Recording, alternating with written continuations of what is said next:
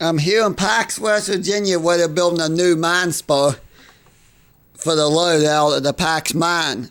There's also a brand new mine that's should be opening up here soon. Walking along the right of way here. I can remember when that one track connected here to the train passing siding, which is being rebuilt. Of course, the R.J. Corman track, which was built by the Glenn Eastern and then became part of Chesapeake, Ohio, will probably never reconnect here. So this track will be built right directly beside the R.J. Corman line off the Canal River line, which was built by the Virginian well over 100 years ago, and now owned by Canal River Railroad, which was taken over by Norfolk Southern. There's a lot of history in this line. Got the railroad ties in place and all the steel rails laying here ready to go. Maybe I'll get lucky and can get some video if the track gang actually laying the new track down. I can't make any promises, but we'll try, because I know they're going to be doing that soon.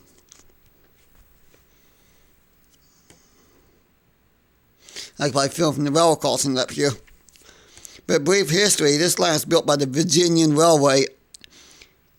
I don't know what year they started it. I know it's like 1906 when they actually reached Mullins. I think a few years before that it reached here in Pax. There's a note of history about this line.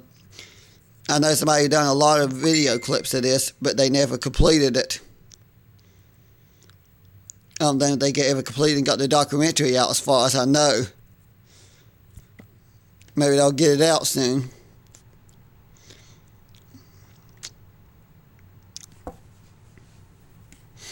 It's really cool to see this siding being rebuilt, even though the full siding is not being rebuilt, because the actual siding itself went all the way into Raleigh County, which is a few miles from here.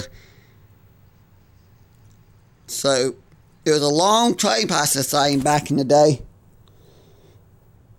Of course, a lot of this line was double track too. Well, not this stretch here, but most of it between Mullins and Princeton, I guess you could say, was double track. So I'll point that out.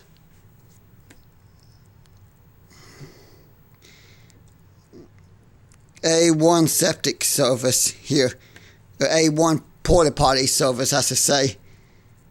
This is why I had to take a break and go to the restroom, because when you gotta go, you gotta go.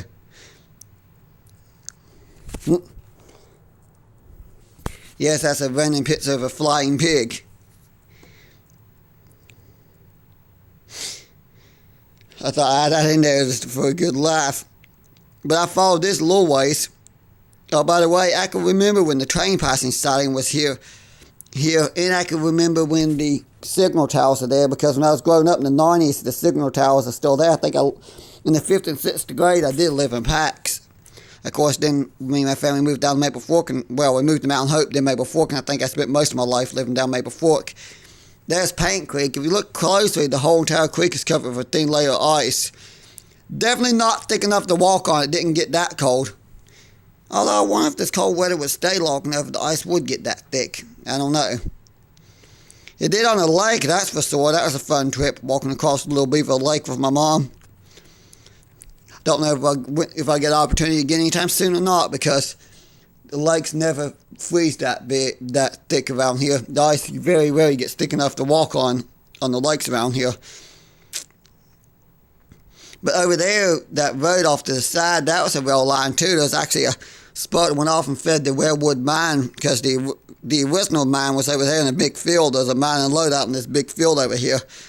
Of course, there's also a second mine loadout farther down, which is interesting. I'll point that out too. I need to come and do some videos about the Railwood mine and some history about the coal camp at Railwood. Because I also need to see if I can find some information and some old photos. Because there are historical markers in the area, just up from where I filmed that talks the history about Railwood and the Railwood mine and the coal camp. In fact, there's a lot of historical markers through here. I'm going to start visiting these places and certain historic markers. That'll be a fun springtime project. But over there, the fields over there covered with snow, a beautiful sight. Was it interesting? Just around the curve of the rail crossing is where they're going to stop building the siding. Apparently not rebuilding the whole siding, but they are just up to probably about that rail crossing up here. Maybe a little past the rail crossing, I'm not sure. There's no work's been done past the railroad crossing that I could see.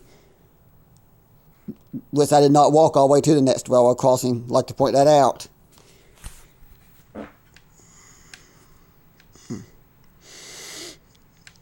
But maybe my next trip there I can get some videos and pictures of the siding being rebuilt.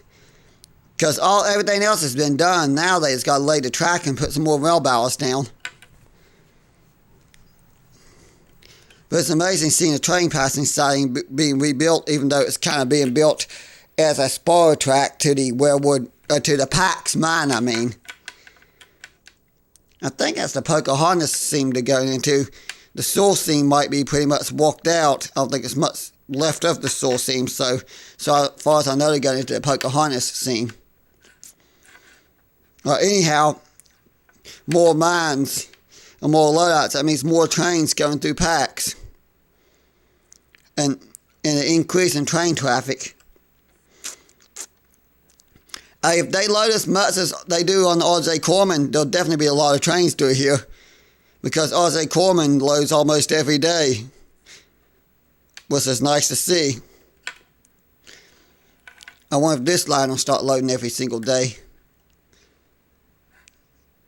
Definitely be a lot of train traffic. A lot more train traffic because more mines are opening up in the area. Which is interesting. By the way, thanks for watching. If you enjoy my videos, please like and subscribe to Wireless Trains here on YouTube.